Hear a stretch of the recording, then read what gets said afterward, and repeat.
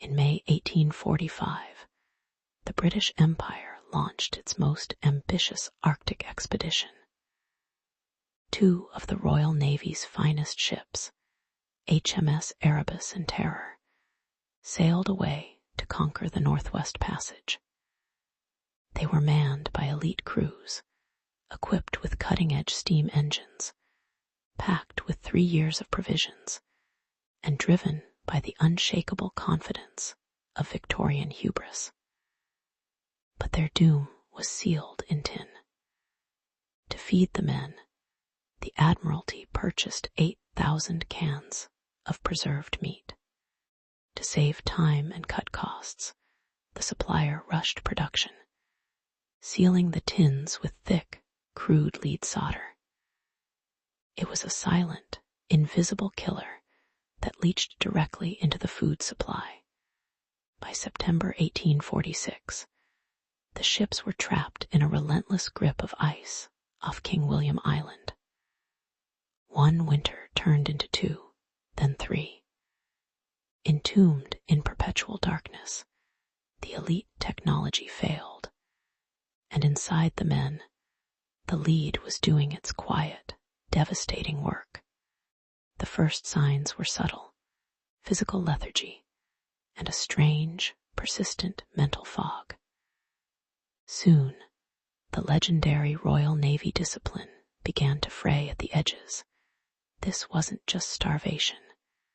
It was a hostile chemical takeover. Lead mimics essential minerals, easily crossing the blood-brain barrier to wreak havoc on the frontal lobe, the very seat of human judgment, impulse control, and emotional regulation. Cellular degradation began to fundamentally alter who these men were. To combat the crew's mysterious ailments, the ship's surgeons relied on standard Victorian medicine, administering heavy doses of calomel, a compound laced with high levels of mercury. The combination was catastrophic. Lead and mercury worked in toxic tandem, causing severe neurological tremors and triggering violent mood swings in the officers' quarters. Professional camaraderie dissolved into a toxic culture of suspicion. The men's cognitive maps of reality began to fracture, and whispers in the dark turned into full-blown conspiracies. When Captain Sir John Franklin died in June 1847, the remaining structure vanished. Leadership dissolved into absolute chaos as the ice refused to melt. In the freezing darkness of a third winter, naval protocol was entirely replaced by terrifying hallucinations. When search parties finally found the remains of the crew years later, they discovered a chilling detail. Skeletons were found with completely mismatched belongings. Officers were buried with the boots of common seamen, while low-ranking sailors carried the silver monogrammed spoons of elite officers. Social identity and rank had completely vanished. Communication broke down entirely.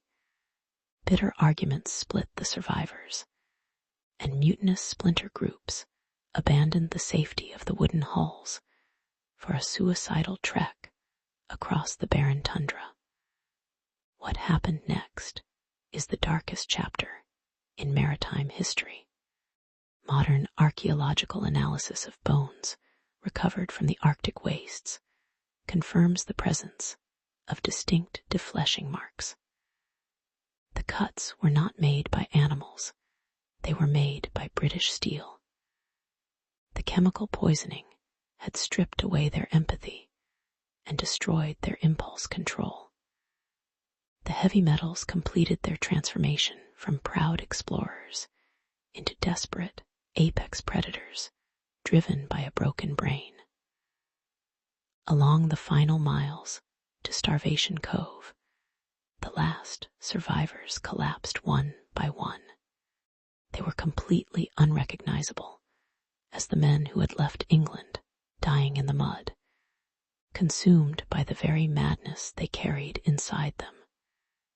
In 2026, recent underwater expeditions utilizing advanced AI imaging allowed us to peer inside the perfectly preserved wrecks. The digital reconstructions reveal a frantic, chaotic final picture inside the hulls. Furniture is overturned, barricades are erected, and personal chests are ransacked. The physical layout bears the undeniable scars of a final, paranoid struggle. The Franklin expedition remains a haunting monument to Victorian hubris. The very tools engineered to guarantee their survival, the cutting-edge canned food and advanced medicine, became the exact biological agents of their destruction. It stands as a timeless, chilling warning. No matter how advanced our technology, extreme environmental stressors and toxic exposure can strip away the thin veneer of human civilization in any century. In the dark, we are all fragile.